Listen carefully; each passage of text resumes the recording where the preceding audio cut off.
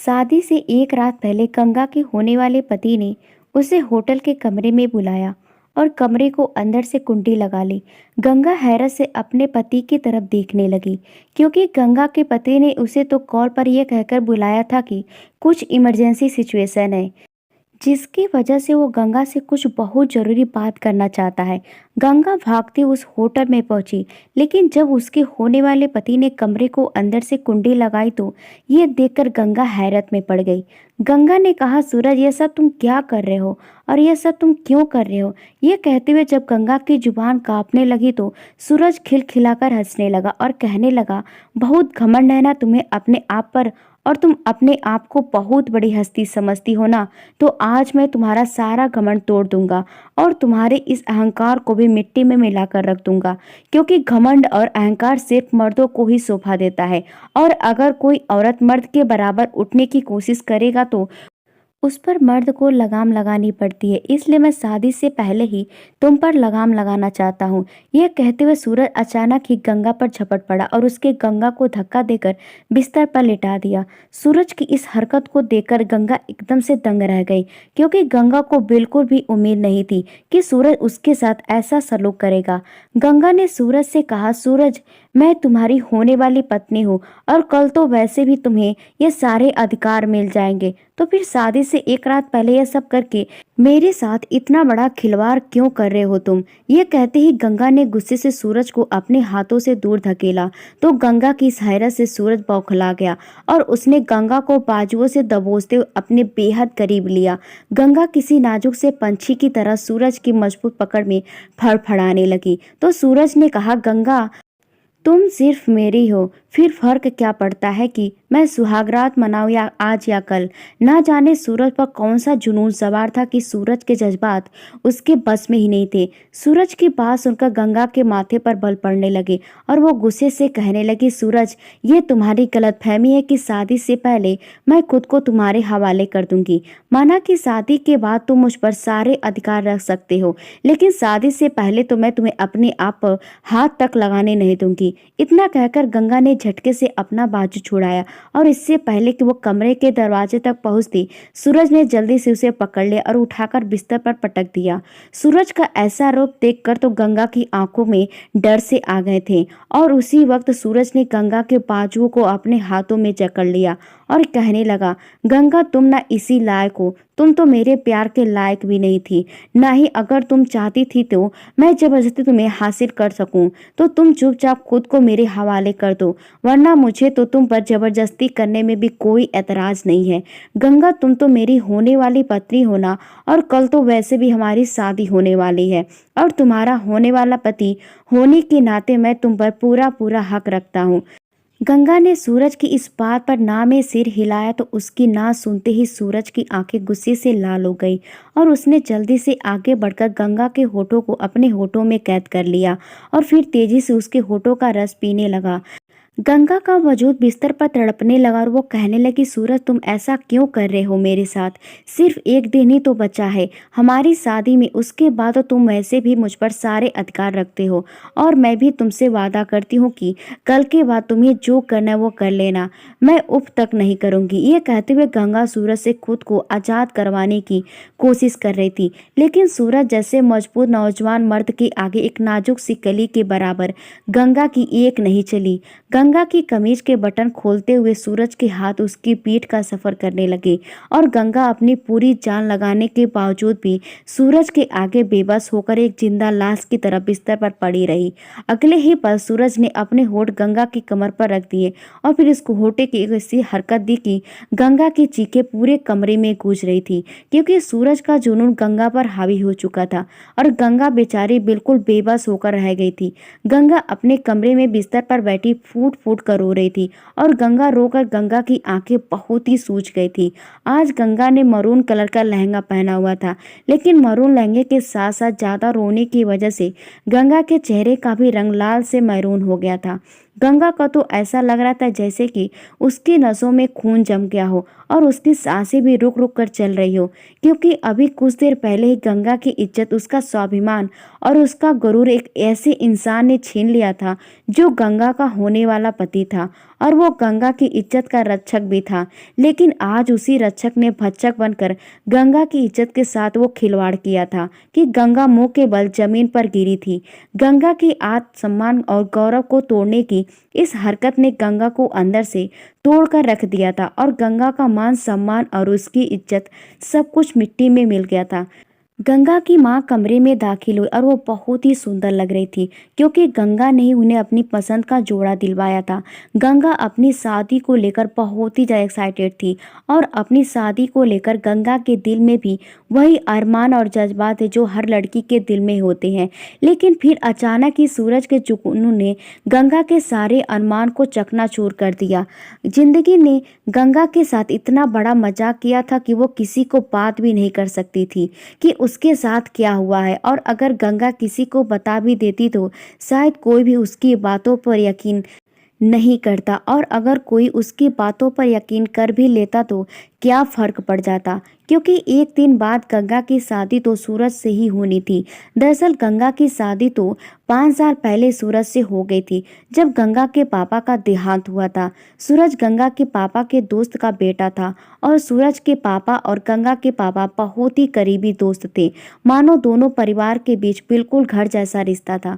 गंगा के माँ बाप की सिर्फ 4 बेटियां ही थी और भगवान ने उन्हें बेटे का सुख नहीं दिया था, और गंगा अपने माँ बाप की सबसे बड़ी बेटी थी। गंगा के पापा ने अपनी बेटियों को एक अच्छी जिंदगी देने की पूरी कोशिश की और उन्होंने अपनी बेटियों को कभी भी किसी भी चीज की कमी महसूस नहीं होने दी। लेकिन जब गंगा के पापा अस्पताल के बिस्तर पर जिंदगी और मौत की जंग लड़ रहे थे तो उन्होंने अपने करीबी दोस्त प्रताप को अपने पास बुलाया, जो कि सूरज के पापा थे। उस वक्त सूरज भी अपने पापा के साथ अस्पताल में मौजूद था और गंगा की आंखों से तो आंसू रुकने का नाम ही नहीं ले रहे थे, क्योंकि गंगा अपने पापा से बहुत ही प्यार करती थी और वो अपने पापा की सबसे लाडली बेटी थी। गंगा के पापा ने अपने दोस्त के हाथ पर अपना हाथ रखा और उनसे वादा लेते हुए कहा, प्रताप मेरे दोस्त, हमने हमेशा ही एक दूसरे के बच्चों को अपने बच्चों की तरह ही प्यार किया है, लेकिन अब मेरे जाने के बाद मेरी बिटिया बिल्कुल ही अकेली रह जाएगी। मुझसे वादा कर मेरे दोस्त कि मेरे जाने के बाद तुम मेरी बेटियों को कभी भी अकेला नहीं रहने देगा। प्रताप, मेरी बेटियों को कभी भी एहसास मत होने देना कि उनके घर में कोई भी मर्द नहीं है जो उनका ख्याल रख सके।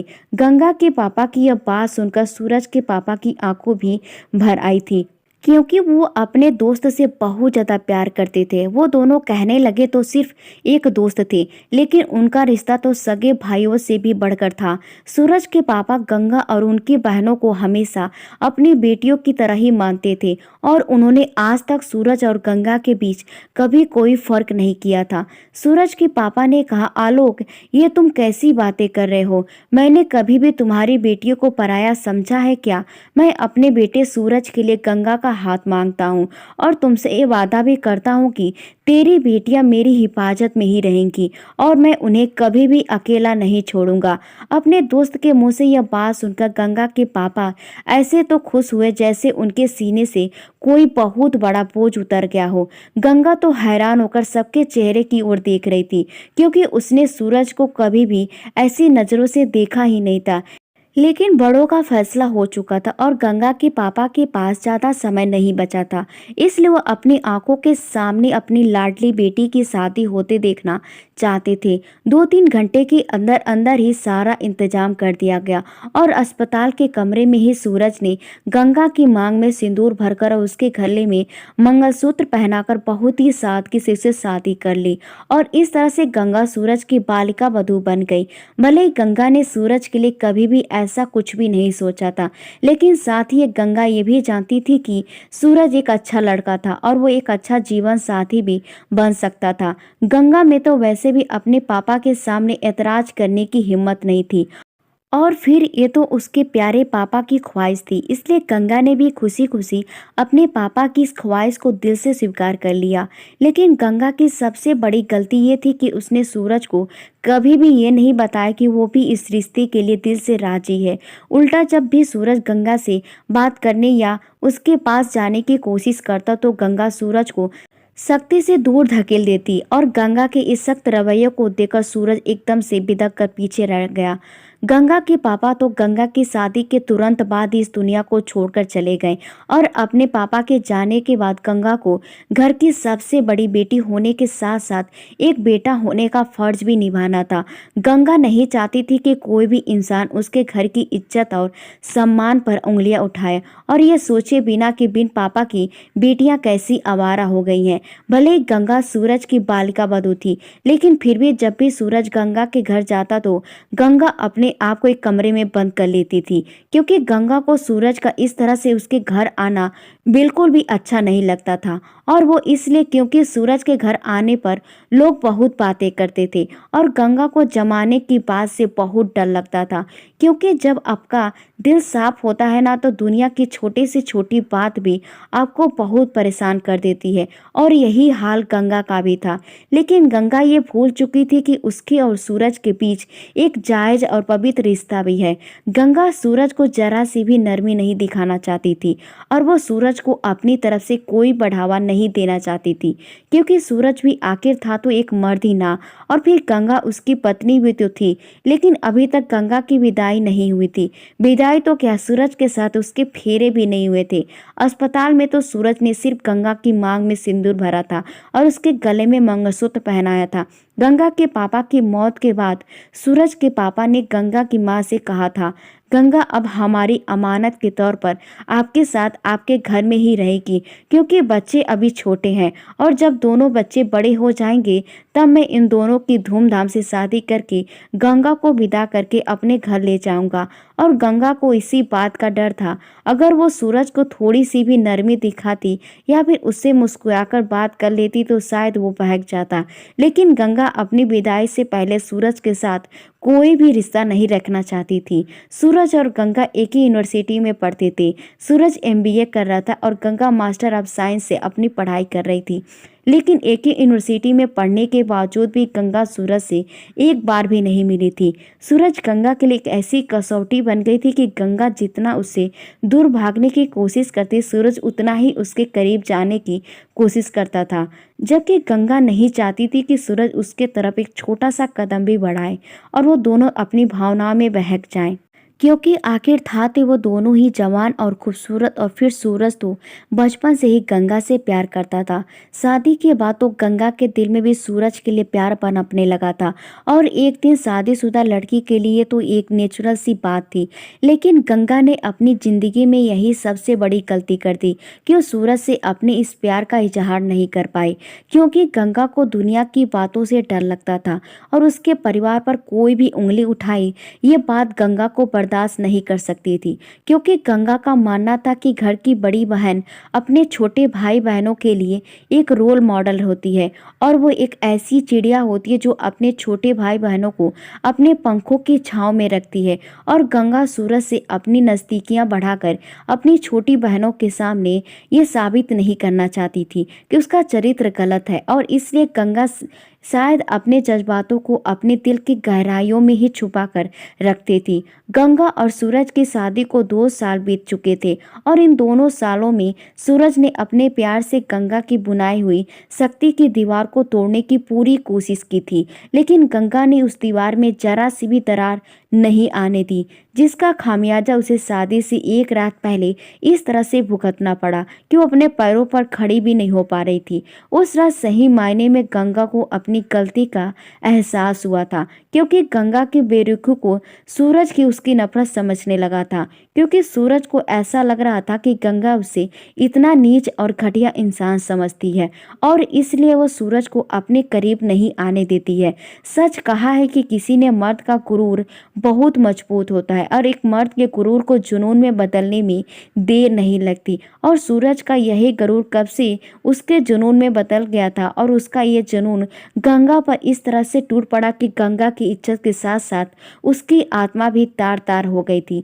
लेकिन गंगा सूरज की इस बेरहमी के पीछे की वजह जानती थी, क्योंकि गंगा की शादी से एक हफ्ते पहले ही एक ऐसी घटना घटी थी जिसने गंगा को इस हद तक सूरज के गुस्से का निशाना बना दिया था। क्योंकि गंगा ने सूरज के साथ जब गंगा और सूरज की मास्टर्स की पढ़ाई पूरी हुई तो गंगा के घर में उनकी शादी की बातें होने लगी थी। इन 5 सालों में गंगा ने भी सूरज के लिए अपने दिल में अच्छी खासी जगह बना ली थी, लेकिन गंगा ने एक बार भी सूरज से अपने प्यार का इजहार नहीं किया था। उल्टा जब भी सूरज गंगा के सामने आता तो गंगा सूरज को बेरुखी दिखाती और उससे पल्लू बचाकर चलती जाती थी। गंगा ने एक बार भी यह नहीं सोचा कि उसके इस रवैये से सूरज के दिल पर क्या गुजरेगी।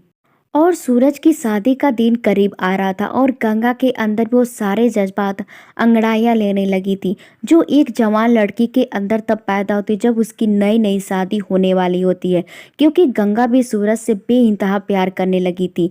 गंगा सूरज के प्यार के बारे में तो जानती थी कि वो उसके लिए कितना दीवाना था। सूरज कई बार अपने दिल की बातें गंगा को बताने की कोशिश करता था, लेकिन फिर भी वो गंगा के बेरुखी को देखकर चुप हो जाता था। तो वहीं गंगा का प्यार सूरज के लिए इतना पवित्र था जिसका इजहार गंगा खुद से करने से भी डरती थी कि कहीं उसका दिल बगावत पर ना उतर आए। गंगा की 3 छोटी बहनें थीं और गंगा को अपनी बहनों के मान सम्मान का ख्याल भी तो रखना था। गंगा नहीं चाहती थी कि उसकी वजह से कोई उसकी विधवा माँ पर उंगली उठाए और पूरी दुनिया में उसकी और उसके परिवार की बदनामी हो। इसलिए गंगा ने 4 साल तक अपने प्यार को अपने दिल में ही छुपाए रखा और किसी को पता नहीं चलने दिया कि वो सूरज से कितना प्यार करती है। और फिर 5 साल के लंबे इंतजार के बाद आखिरकार वो दिन आने ही वाला था। और जैसे जैसे शादी का दिन करीब आ रहा था, गंगा की बेचैनी और बेकरारी बढ़ती ही जा रही थी। गंगा ने तो सोच लिया था कि अगर शादी की पहली रात को सूरज उससे नाराज हो गया तो गंगा खुद ही पहल कर देगी। वैसे तो गंगा एक लड़की थी और लड़की अगर पहल करे तो अच्छी नहीं लगती है, लेकिन गंगा ने इन 5 सालों में सूरज को इतना ज़्यादा परेशान किया था कि अब वो खुद ही पहल करके सूरज के सारे गिले शिकवे दूर करना चाहती थी। मगर उस रात से आने के पहले ही सूरज ने गंगा की सारी सोच पर पानी फेर दिया था, क्योंकि शादी से 1 हफ्ते पहले जब गंगा अपनी माँ और बहनों के साथ बड़े एक्साइटमेंट के साथ अपना शादी का जोड़ा लेने के लिए तैयार हो रही थी, तब सूरज बिना दस्तक दिए अचानक ही कमरे में दाखिल हो गया। उस वक्त गंगा अपने बालों को कंघी कर रही थी और जैसे ही गंगा ने पलटकर देखा तो सूरज की आंखों में बहुत ही ज्यादा मदहोशी छाई हुई थी, मानो वो गंगा से कुछ कहना चाहता हो। जब सूरज धीरे धीरे गंगा के करीब आया तो गंगा को ऐसा लगा कि शायद सूरज गंगा की खूबसूरती को देखकर अपने होश खोने वाला है। सूरज ने अपने दोनों हाथ गंगा के कंधों पर रखे और कहने लगा, गंगा, मैं तुमसे कुछ कहना चाहती हूँ। इससे पहले कि सूरज गंगा से कुछ कहता, गंगा ने अपनी बदनामी से सूरज से कहा, मैं जानती हूँ सूरज कि तुम मुझसे क्या कहना चाहते हो, लेकिन शादी से पहले यह सब मुमकिन नहीं हो सकता। जहाँ तुमने 5 साल तक इंतजार किया है, वो क्या तुम 4 दिन तक और इंतजार नहीं कर सकते हो? गंगा के लहजे में थोड़ी करवाहट भरी थी, जिससे सुनकर सूरज का चेहरा गुस्से से लाल हो गया और वह कहने लगा, गंगा, भूलो मत कि मैं तुम्हारा पति हूँ और तुम्हारे साथ जो कुछ भी करूँगा वो सब कुछ जायज़ है, और तुम होती कौन हो मुझे रोकने वाली? सूरज शायद कुछ और ही कहने आया था, लेकिन गंगा के इस सख्त लहजे की वजह से सूरज का लहजा भी सख्त हो गया और उसकी आंखों में नशे की जगह गुस्सा उतर आया था। सूरज की बातों ने गंगा को इस हद तक तकलीफ पहुंचाई थी कि मारे गुस्सा के उसने अपनी मुट्ठियां भींच ली थी, लेकिन सूरज भी इतने पर ही नहीं रुका। उसने गंगा के कंधे से पकड़कर झिझोड़ दिया और कहने लगा, बहुत अकड़ है ना तुम्हारे अंदर। अगर मैं चाहूँ तो 1 मिनट के अंदर ही तुम्हारी सारी अकड़ को खत्म कर सकता हूँ, क्योंकि जब किसी मर्द के गुरूर को ठेस पहुँचती है तो सिर्फ अभी सारी हदें पार कर जाता है। इसलिए मुझे तुम्हारे साथ सख्ती बरतने के लिए मजबूर मत करो, क्योंकि मैंने महसूस किया है जब से हमारी शादी हुई, पता नहीं तुम अपने आप को क्या समझने लगी हो कि जब भी मैं तुम्हारे करीब आने की कोशिश करता हूँ तुम मुझे ऐसे नज़रों से नज़रअंदाज कर देती हो जैसे मुझे कोई अछूत की बीमारी हो। माना कि हमारी शादी में अभी कुछ ही दिन बाकी है, लेकिन उससे पहले हम दोनों के दरमियान दोस्ती हो तो हो सकती है ना, लेकिन तुमने तो शायद मुझसे दोस्ती के काबिल ही नहीं समझा और मुझे तो लगता है कि शायद तुम मेरे प्यार को मोहब्बत के लायक ही नहीं हो। यह कहते हुए सूरज ने गंगा के दोनों कंधों को जोर से झटक दिया और अब तो गंगा के लिए भी अब खुद पर कंट्रोल करना मुश्किल हो गया था। इसलिए गंगा ने भी सूरज के गाल पर एक जोरदार थप्पड़ जड़ दिया और यही गंगा की सबसे बड़ी गलती थी, जिसकी उसे इतनी बड़ी सजा मिली कि उसने गंगा की जिंदगी भर की खुशियां छीन ली थी। सूरज अपने गाल पर हाथ रखे गंगा को ऐसे घूर रहा था जैसे उसे गंगा से इस तरह की बिल्कुल भी उम्मीद नहीं थी। लेकिन गंगा तो तेजी से सूरज के पास से गुजरी और भागती हुई कमरे से बाहर निकल गई। गंगा जो थोड़ी देर पहले इतनी एक्साइटेड थी कि आज वो अपनी पसंद का शादी का जोड़ा खरीदेगी और उसने अपनी आंखों में इस तरह के सपने सजा कर रखे थे। सूरज के सख्त शब्दों ने गंगा के सारे सपनों को चकनाचूर कर दिया। गंगा ने ईंट का जवाब पत्थर से दे दिया था, क्योंकि गंगा उन लड़कियों में से नहीं थी जो मर्द की करवाहट को अपने अंदर शहद की तरह घोल लेती है और फिर कहती है कि हाँ सब कुछ ठीक है। गंगा ने आज बहुत ही उदास मन से अपनी शादी का जोड़ा लिया और गंगा की बहनें एक्साइटमेंट में बार बार उससे पूछ रही थी, दीदी लहंगे का रंग कैसा होना चाहिए और शादी का जोड़ा कैसा होना चाहिए। लेकिन गंगा सिर्फ हूँ हाँ में जवाब देकर अपना मुंह दूसरी तरफ कर लेती थी। गंगा की सारी खुशियां अब गायब हो चुकी थी और उसे बार बार सूरज का सख्त रवैया और अपना वो थप्पड़ याद आने लगता था। घर पहुंचते पहुंचते गंगा लगभग रोने ही वाली थी कि तभी उसकी माँ ने उसे उसकी उदासी की वजह पूछी। लेकिन गंगा ने सिर दर्द का बहाना बनाकर उस बात को टाल दिया और फिर अपने कमरे में चली गई। लेकिन उसे एक पल के लिए भी चैन नहीं पड़ रहा था। गंगा का दिल अब जोर जोर से धड़कने लगा था, क्योंकि सूरज गंगा का होने वाला पति था और एक हफ्ते के बाद गंगा सूरज की दुल्हन बनकर उसी घर में जाने वाली थी। सूरज को थप्पड़ मारकर गंगा ने गलती कर दी थी, जिसका एहसास गंगा को अब हो रहा था। गंगा ने सोचा कि शायद उसे सूरज से माफी मांग लेनी चाहिए, लेकिन फिर अगले ही पल उसके मन में ख्याल आया कि क्या गलती सिर्फ उसी की ही थी। उस सूरज ने भी तो उसके साथ बदतमीजी की थी और ना ही। फिर यही सोचते सोचते आधी रात बीत गई। लेकिन फिर रात के 2 बजे गंगा ने सूरज को कॉल कर दिया और ऐसा पहली बार था कि गंगा खुद से ही सूरज को कॉल कर रही थी। लेकिन सूरज ने फोन नहीं उठाया, शायद सूरज सो चुका होगा। यही सोचकर गंगा ने दूसरी बार फिर से सूरज का नंबर मिलाया और इस बार सूरज ने फोन उठा लिया। सूरज ने नींद में डूबी आवाज में पूछा, कौन है? तो गंगा ने कहा, सूरज मैं हूँ, गंगा बोल रही हूँ। गंगा का नाम सुनते ही सूरज एकदम से चौंक कर बैठ गया था और फिर थोड़ी देर तक खामोश रहने के बाद वो बेरुखी से कहने लगा, क्या हुआ, इस वक्त क्यों फोन किया है तुमने? गंगा ने बहुत ही नर्म शब्दों में कहा, सूरज वो मैंने तुम्हें थप्पड़ मारकर अच्छा नहीं किया ना, प्लीज मुझे माफ कर दो। I am sorry, really sorry. कुछ देर तक खामोश रहने के बाद सूरज ने कहा, सिर्फ माफी मांगने से काम नहीं चलेगा। शादी से एक दिन पहले तुम्हें मेरी बताई हुई जगह पर आना होगा और अगर तुम नहीं आई तो मैं फिर तुम्हें कभी भी माफ़ नहीं करूँगा। यह सुनकर तो गंगा और भी ज़्यादा परेशान हो गई और सोच में पड़ गई कि सूरज पता नहीं उसे कहाँ बुला रहा है और क्यों बुला रहा है। सूरज की अजीबोगरीब मांग ने गंगा को बेचैन कर दिया था, लेकिन फिर भी गंगा को सूरज से इस तरह के गलत काम की उम्मीद तो बिल्कुल भी नहीं थी। आखिरकार सूरज गंगा का पति था और फिर वो गंगा से प्यार भी तो करता था, इसलिए गंगा थोड़ी सी बेफिक्र हो गई थी। लेकिन गंगा की यह गलतफहमी बहुत जल्द दूर होने वाली थी, क्योंकि गंगा ने अपनी जिंदगी की यही सबसे बड़ी गलती कर दी थी। गंगा की शादी के एक दिन बाद थी और वो अपने बिस्तर पर बेजान सी होकर बैठी हुई थी। गंगा का शरीर बुखार से तप रहा था और उसकी आंखें बार बार नम हो रही थी। गंगा को तो यकीन ही नहीं हो रहा था कि सूरज एक कमजोर लड़की की कमजोरी का इस तरह से फायदा उठा सकता है। गंगा की माँ उसके कमरे में आई और कहने लगी, क्या बात है गंगा बेटा, मैं देख रही हूँ कि कैसे तुम कुछ उदास उदास सी लग रही हो। गंगा ने कहा, कुछ नहीं माँ, बस मैं थोड़ा सा थक गई हूँ, इसलिए मैं आराम करना चाहती हूँ।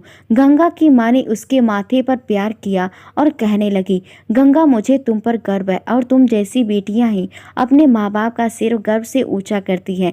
खैर कल तो मैं तुम्हारी जिम्मेदारी से मुक्त हो जाऊं, न तो फिर तेरी छोटी बहनों के बारे में भी सोचूंगी।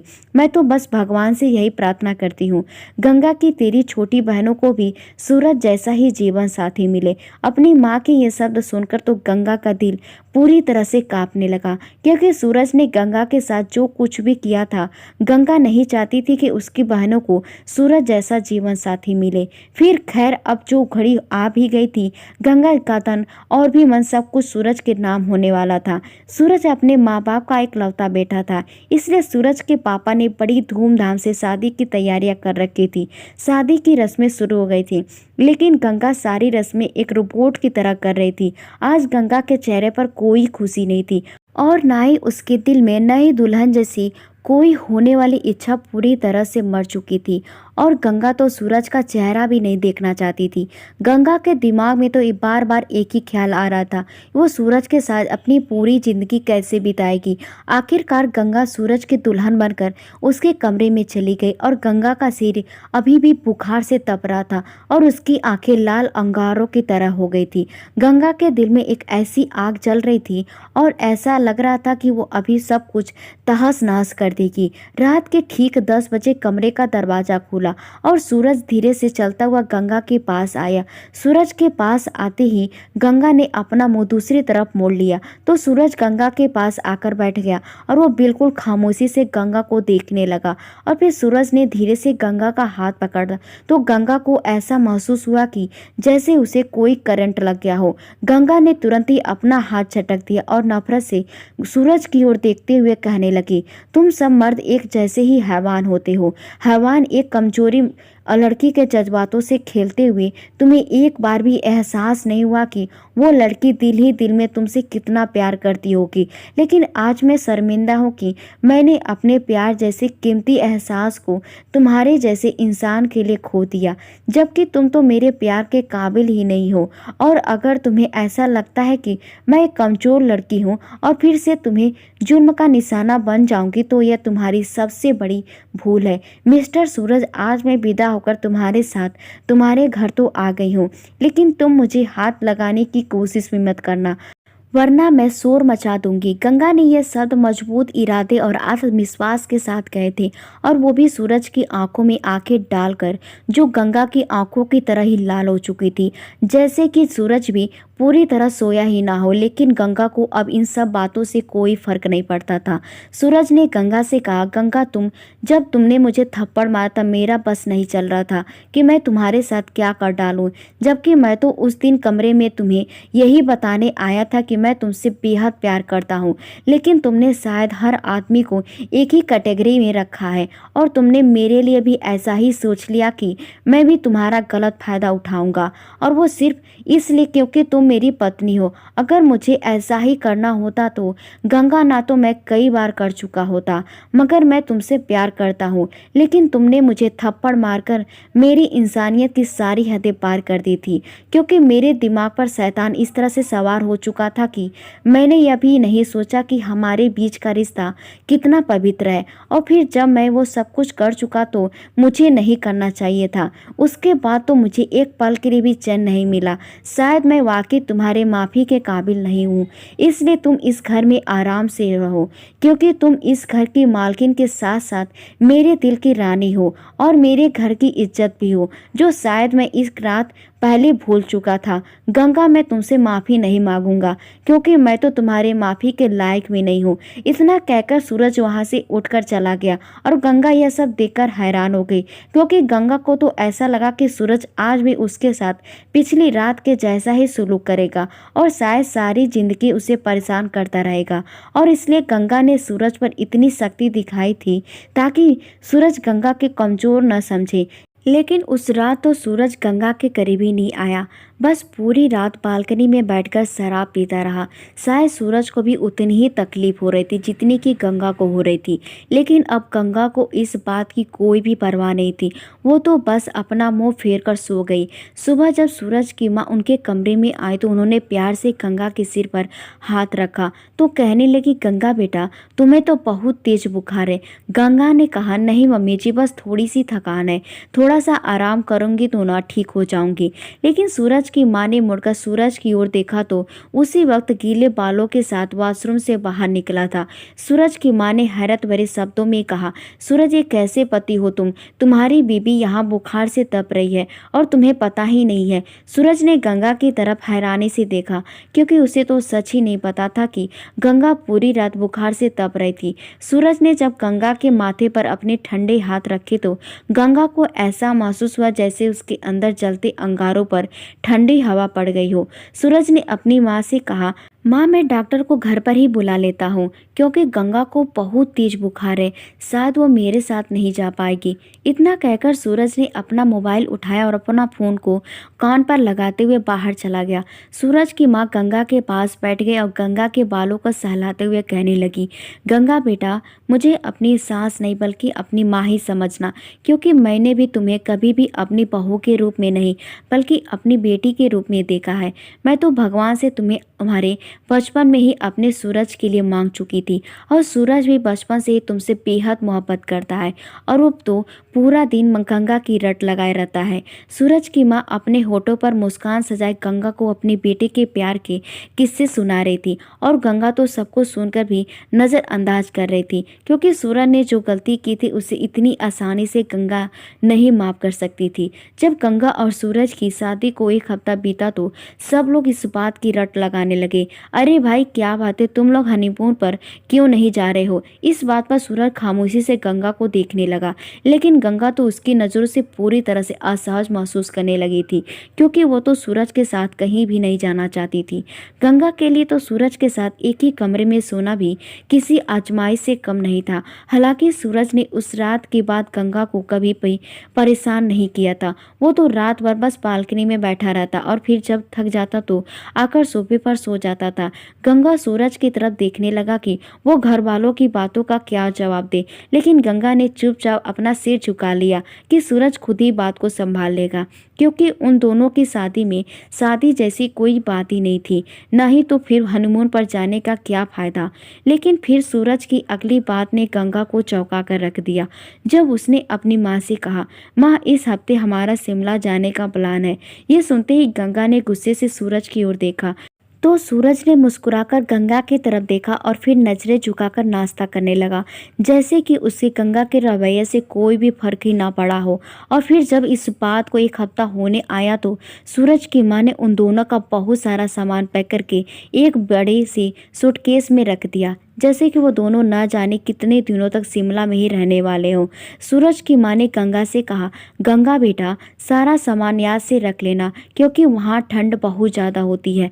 गंगा तो बस परेशान होकर उसको देख रही थी, क्योंकि हमेशा की तरह इस वक्त भी वो बेबस थी। और फिर वो दिन भी आ गया जब गंगा सूरज के साथ शिमला के सफ़र पर निकल पड़ी। शिमला पहुंचकर उन दोनों ने एक शानदार होटल में खाना खाया, लेकिन गंगा तो बिल्कुल चुप होकर ही खाना खा रही थी, क्योंकि गंगा सूरज से कोई भी बात करना नहीं चाहती थी। लेकिन सूरज तो गंगा से बिल्कुल नॉर्मल अंदाज में ऐसी तो बातें कर रहा था जैसे कि उन दोनों के बीच कभी कुछ हुआ ही ना हो, और सूरज का यही नॉर्मल अंदाज गंगा को जहर का लग रहा था। गंगा ने गुस्से में सूरज से कहा, सूरज, क्या सोचकर तुम मुझे यहाँ अपने साथ लेकर आए हो? क्योंकि जिस मकसद के लिए एक पति अपनी पत्नी को हनीमून पर लाता है ना, तुम्हारा वो मकसद तो कभी भी पूरा नहीं हो सकता। गंगा ने इस बात को सख्त शब्दों में कहा तो सूरज मुस्कुराने लगा और कहने लगा, गंगा, तुम फिक्र मत करो, क्योंकि अब मेरी अक्ल ठिकाने आ चुकी है, और अब जब तक तुम्हारा गुस्सा ठंडा नहीं हो जाता मैं तुम्हारा इंतजार करता रहूँगा।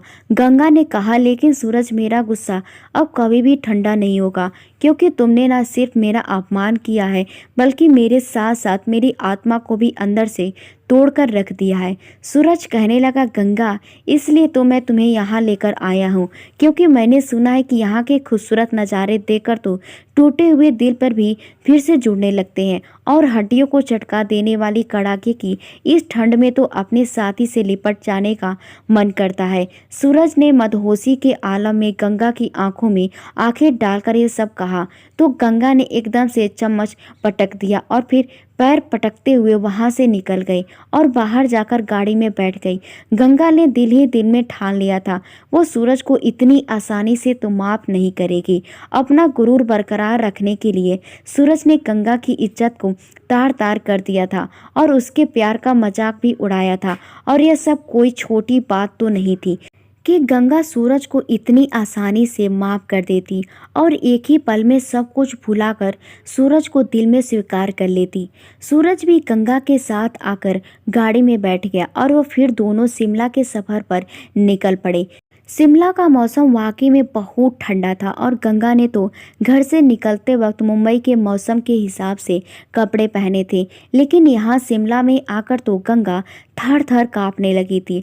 और जब तक वो दोनों गाड़ी से उतरकर होटल पहुँचते तब तक रास्ते में वो बारिश हो रही थी, दोनों को पूरी तरह से भिगो दिया था। सूरज ने जल्दी से गाड़ी से एक गर्म शॉल निकाली और गंगा के कंधों पर डाल दी, लेकिन होटल पहुँचते पहुँचते तो गंगा बिल्कुल ही बर्फ बन चुकी थी, क्योंकि मुंबई का मौसम तो यहाँ के मौसम से बहुत ज़्यादा गर्म था। और इस तरह से अचानक गर्मी के मौसम से ठंड के मौसम में आना, गंगा का शरीर शायद इस ठंड को झेल नहीं पा रहा था। गंगा ने जल्दी से अपने कपड़े बदले और तुरंत ही जाकर कंबल में घुस गई। रात के करीब 8 बज रहे थे और सूरज ने गंगा की हालत को देखते हुए कमरे में ही खाना मंगवा लिया था। सूरज ने गंगा के लिए पहले गर्म सूप ऑर्डर किया था, लेकिन गंगा में तो इतनी ताकत भी नहीं थी कि वो खुद ही उठकर बेड को टेक लगाकर बैठ पाती, इसलिए ये काम भी सूरज को ही करना पड़ा। और ना चाहते हुए भी गंगा सूरज की मोहताज होकर रह गई थी। सूरज ने गंगा को कंधों से पकड़कर उठाया तो गंगा ने तुरंत ही सूरज के हाथ को पीछे धकेल दिया और कहने लगी, दूर हटो मुझसे, तुम्हें परेशान होने की कोई ज़रूरत नहीं है, मैं खुद ही कर लूँगी। सूरज ने अफसोस के साथ अपना सिर हिलाया और फिर जाकर सामने रखी कुर्सी पर बैठ गया और खामोशी से गंगा की तरफ देखने लगा। गंगा बड़ी मुश्किल से सूप की सीप ले रही थी, लेकिन उसके हाथ अभी भी कांप रहे थे। यह सब देखकर सूरज गंगा से कहने लगा, मुझे नहीं पता था गंगा की मेरी पत्नी इतनी नाजुक है कि वह जरा सा मौसम का बदलाव भी बर्दाश्त नहीं कर सकती। सूरज की इस बात पर गंगा ने गुस्से से घूरते हुए सूरज की तरफ देखा और फिर बड़ी मुश्किल से 2-3 चम्मच सूप पीने के बाद उसे साइड टेबल पर रख दिया। अब गंगा को बहुत ही थकान महसूस हो रही थी और ये देखकर सूरज उठकर गंगा के पास आया और उसके माथे पर हाथ रखते हुए कहने लगा, गंगा तुम्हें तो बहुत तेज बुखार है, तुमने मुझे बताया क्यों नहीं? गंगा ने कहा, मैंने कहा ना दूर रहो, तुम्हें मेरी चिंता करने की कोई ज़रूरत नहीं है, मैं खुद ही ठीक हो जाऊंगी। लेकिन सूरज ने अपने बैग में से पेन किलर निकालकर गंगा के हाथ में पकड़ा दी, जो अपने साथ लाया था, और साथ ही पानी का गिलास भी गंगा की ओर बढ़ा दिया। गंगा ने कहा, मुझे कोई दवा नहीं खानी है। तो सूरज ने बहुत सख्त लहजे में कहा, ज़्यादा नखरे मत दिखाओ और चुपचाप से ये मेडिसिन खा लो। तब गंगा ने कहा, मैंने कहा ना सूरज, तुम जाओ यहाँ से, मुझे कोई भी दवा नहीं खानी है। लेकिन सूरज ने तो गंगा का चेहरा पकड़कर उसे थोड़ा सा ऊपर किया और गंगा कहने लगी, जल्दी से अपना मुंह खोलो। अब तो गंगा अजीब मुसीबत में फंस चुकी थी, इसलिए मजबूरन उसे अपना मुंह खोलना ही पड़ा। सूरज ने बड़े प्यार से गंगा के गले में गोली रख दी थी और फिर पानी का गिलास गंगा के होठों से लगा दिया। गंगा ने बड़ी मुश्किल से वो गोली निकली थी, क्योंकि गंगा को गोली निकलना दुनिया का सबसे मुश्किल काम लगता था। और फिर जैसे ही गंगा आराम करने के लिए लेट गई तो सूरज ने गंगा को अच्छे से कंबल ओढ़ा दिया, लेकिन फिर भी गंगा का शरीर बेकाबू हो रहा था, थर थर काँप रहा था। सूरज फिर से जाकर गंगा के सामने रखी कुर्सी पर आराम से बैठ गया और फिर बहुत ही सीरियस होकर गंगा की तरफ देखने लगा। ठंड की वजह से गंगा के दांत किटकिटा रहे थे। गंगा ने कहा, सूरज मुझे एक और कंबल चाहिए। सूरज ने कहा, गंगा मेरे पास एक और कंबल तो नहीं है, लेकिन मेरे पास ठंड से बचने का एक और तरीका जरूर है। यह कहते हुए सूरज की आंखों में शरारत नाच उठी और वो अपनी इन शरारत भरी नजरों से गंगा को देखते हुए मुस्कुराने लगा। गंगा ने गुस्से से कहा, तुम वहाँ बैठकर मुस्कुरा क्यों रहे हो? क्या तरीका है वो बताओ ना, क्योंकि मैं यहाँ ठंड से मर रही हूँ। यह सुनते ही सूरज कुर्सी से उठकर गंगा के पास आया और जाकर बिस्तर पर लेट गया। सूरज गंगा के पास जाकर गंगा के साथ ही उसके कंबल में लेट गया और गंगा को अपने बेहद करीब खींच लिया। कुछ देर बाद गंगा के दांतों का किटकिटाना बंद हो गया और अब तो उसे पसीना भी आने लगा था। सूरज ने कहा, देखो गंगा, अब तो तुम्हें पसीना भी आने लगा है, इसलिए अब तुम्हारा बुखार भी जल्द ही उतर जाएगा। गंगा ने कहा, यह अच्छा तरीका है एक लड़की की कमजोरी का फायदा उठाने का, और वैसे भी तुम तो इस काम में माहिर हो ना। गंगा ने सूरज को ताना देने की इरादे से ये सब कहा, लेकिन सूरज ने गंगा के तानों को नज़रअंदाज कर दिया और कहने लगा, मैं तो तुम्हारा पति हूँ गंगा, और एक पति होने के नाते मुझे तुम्हारा ख्याल रखने का अधिकार भी है। क्या, और इस वक्त तो तुम्हें भी मेरी ज़रूरत थी ना। अगर मैं तुम्हारे पास नहीं आता तो तुम ठंड से काँप कर मर जाती, तो क्या मैं तुम्हारे ऐसे में मरने देता? लेकिन अगर तुम्हें मेरे साथ रहना पसंद नहीं है ना गंगा, तो मैं यहाँ से चला जाता हूँ। ये सब सूरज ने गंगा की आंखों में आंखें डालकर कहा, और सूरज के ये शब्द सुनकर गंगा की सांसें तो जैसे उसके सीने में ही अटक गई थी, क्योंकि ये एहसास इतना गहरा था कि गंगा चुपचाप सूरज की आंखों में देखती रही। सूरज ने कहा, गंगा, माफ़ नहीं करोगी क्या मुझे? मैं मानता हूँ यार, मुझसे बहुत बड़ी गलती हो गई है, मगर मैंने कोई गुनाह तो नहीं किया ना, क्योंकि मेरे लिए तो तुम 5 साल पहले ही मेरी पत्नी बन चुकी थी। मैंने तो सोचा था कि तुम्हें तकलीफ पहुंचाकर मेरे मर्दाना गुरूर को कुछ सुकून मिलेगा, लेकिन सच बात तो यह है कि उस दिन के बाद मैं एक पल के लिए भी चैन से नहीं सो पाया हूँ। उस दिन कुछ समय के लिए शैतान मुझ पर हावी जरूर हुआ था, लेकिन मैं सच कह रहा हूँ गंगा, मैं तुमसे बहुत प्यार करता हूँ, और मेरा प्यार कोई 2-4 साल का नहीं है। मैं तो तुमसे बचपन से ही प्यार करता आया हूँ। इतने सालों में मेरे प्यार ने तुम्हें कभी कोई भी तकलीफ नहीं पहुँचाई, लेकिन उस दिन पता नहीं मुझ पर क्या पागलपन सवार हो गया था कि मैं अपने होश ही खो बैठा था। गंगा, प्लीज मुझे माफ़ कर दो ना, और मेरी सज़ा थोड़ी सी तो कम कर दो, क्योंकि उस दिन से मैं भी अंदर ही अंदर पछतावे की आग में जल रहा हूँ। मैंने कहा, बचपन से ही मैंने अपने दिल में शादी की रात के इतने हसीन सपने सजाए थे, लेकिन मेरी एक गलती ने सब कुछ बर्बाद कर दिया। अगर तुम्हें यकीन ना होता तो मेरे दिल पर हाथ रखकर देख लो। गंगा ने, ये दिल तुम्हारे नाम से कितना जोर जोर से धड़क रहा है। यह कहते हुए सूरज ने गंगा का हाथ धीरे से पकड़कर अपने सीने पर रख दिया, तो गंगा ने भी महसूस किया कि सूरज का दिल तो वाकई में बहुत जोरों से धड़क रहा था। अब तो गंगा के सब्र का बाण भी टूट चुका था और उसकी आंखों से लगातार आंसू बहने लगे थे। गंगा ने कहा, सूरज, मैं भी तुमसे बहुत प्यार करती हूँ, लेकिन तुम्हारी उस रात की मनमानी ने मुझे बहुत तकलीफ पहुँचाई है। तब सूरज ने कहा, हाँ गंगा, मैं जानता हूँ कि मैंने तुम्हें बहुत तकलीफ पहुँचाई है, लेकिन आज मैं तुमसे एक वादा करता हूँ कि वो गलती मेरी ज़िंदगी की आखिरी गलती थी, और आज के बाद ऐसा कभी कुछ भी नहीं होगा। और अगर अब भी तुमने मुझे माफ़ नहीं किया ना, तो मैं सच में मर जाऊंगा, क्योंकि मुझसे तुम्हारी ये नफरत अब और ज़्यादा बर्दाश्त नहीं होती। ये सुनते ही गंगा ने सूरज के होठों पर अपनी उंगली रख दी और कहने लगी, खबरदार सूरज, अगर दोबारा तुमने ऐसी बात भी की तो। गंगा ने सूरज से कहा, सूरज, एक मर्द का अपनी पत्नी से सबसे पहला रिश्ता उसके मान सम्मान और उसकी रजामंदी का होता है। प्यार तो बाद में भी हो सकता है। एक पति पत्नी के रिश्ते में सबसे ज़्यादा ज़रूरी तो उन दोनों की रजामंदी और दोनों का आपस में सम्मान होता है, और तुम तो मेरे पति हो, इसलिए मुझसे माफ़ी मांग कर और मुझे और ज़्यादा शर्मिंदा मत करो। और हम दोनों पति पत्नी हैं, और पति पत्नी के रिश्ते में तो तू तो मैं होना तो एक आम सी बात है, लेकिन मेरी तुमसे बस एक ही विनती है, सूरज की आने वाली ज़िंदगी में तुम मुझे प्यार दो या न दो, लेकिन मेरी कभी भी बेइज्जती मत करना, क्योंकि तुमसे इज्जत पाना मेरा अधिकार है। यह कहते हुए गंगा ने अपना सिर सूरज के सीने में छिपा लिया और फूट फूट कर रोने लगी।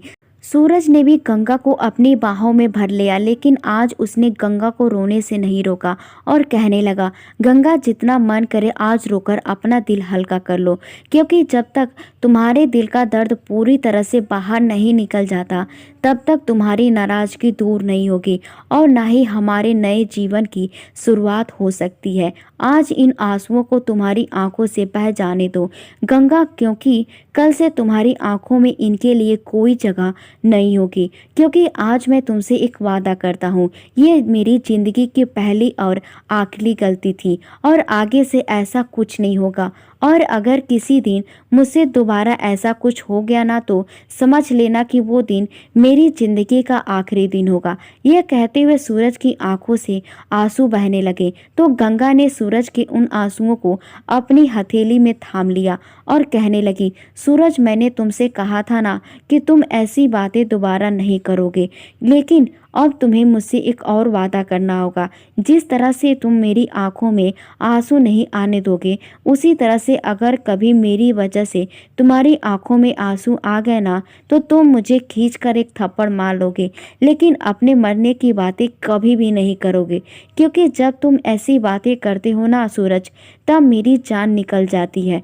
यह कहते ही गंगा ने अपने हाथों में थामे हुए सूरज के आंसुओं को अपने माथे पर लगा लिया और सूरज के कंधे पर अपना सिर झटक दिया। और फिर गंगा रोते रोते अचानक ही मुस्कुराने लगी और सूरज से कहने लगी, सूरज, तुमने सच कहा था कि शिमला आकर टूटे हुए दिल भी फिर से जुड़ने लगते हैं और यहाँ की कड़ाके की सर्दी में तो अपने साथी से भी लिपट जाने का मन करता है। सूरज ने कहा, तो फिर देर किस बात की है, जल्दी से आ जाओ मेरे दिल की रानी, मेरी बाहों में तो कब से तुम्हारा इंतजार कर रही है। इतना कहकर सूरज ने गंगा को अपने सीने से भींच लिया और आज उसका अपने प्यार को पाने का बरसों का इंतजार खत्म हो गया। सूरज ने गंगा के माथे पर प्यार बसाकर उसे यकीन दिलाया कि वह गंगा से कितना प्यार करता है। वो वही गंगा ने खुद को सूरज के हवाले करके यह जता दिया कि सिर्फ सूरज ही नहीं बल्कि गंगा भी सूरज से बेहद प्यार करती है। आज होटल के उस कमरे में सूरज और गंगा ने शर्म और हया के सारी पर्दों को हटाते हुए एक दूसरे पर वो प्यार की बारिश कर दी थी, जिसे देखकर शर्माते हुए शिमला की हवाओं ने भी अपना रुख मोड़ लिया। दोस्तों, उम्मीद करते हूँ आपको हमारी कहानी पसंद आई होगी। कहानी पसंद आई है तो वीडियो को लाइक करें, चैनल पर नए हैं तो चैनल को सब्सक्राइब करें और हाँ, नोटिफिकेशन बेल को ज़रूर दबाएं ताकि अगली अपडेट सबसे पहले आपको मिले। धन्यवाद।